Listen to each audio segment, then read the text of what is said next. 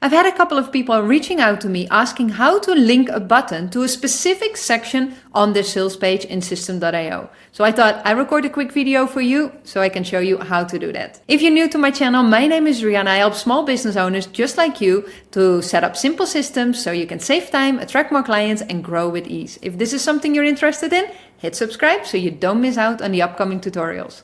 Okay, let's dive in. So let's take a look at this sales page. So let's say that on this sales page, we want to redirect to the 5-level growth framework. So this is the 5 parts of the book that I've written, and we want to redirect them on the top to that section. So let me show you how to do that.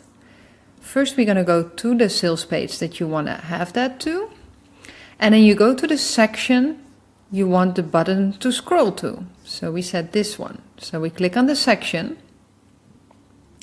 And then you're going to go all the way down. I'm going to move myself up. And here you see an ID attribute. You're going to copy this. And then we're going to go all the way to the button that we want this to be connected to. Let's say it's this button. We click on this one. We're going to go to open URL. So you want to have this one set. Then the URL is going to be a hashtag plus the section ID. And you don't want to open it in a new window, you want to open it in the same window. Now let me show you what that looks like. So we have this page and we click on this one and we're going to be scrolling to that section. Easy peasy, right?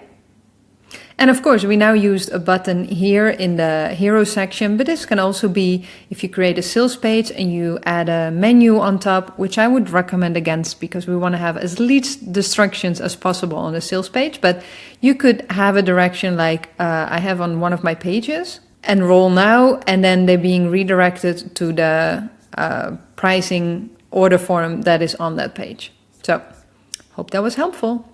If that was helpful, please give a thumbs up and hit subscribe if you haven't done so yet. And watch the next video. So there is so many cool things about System.io that I still want to share with you.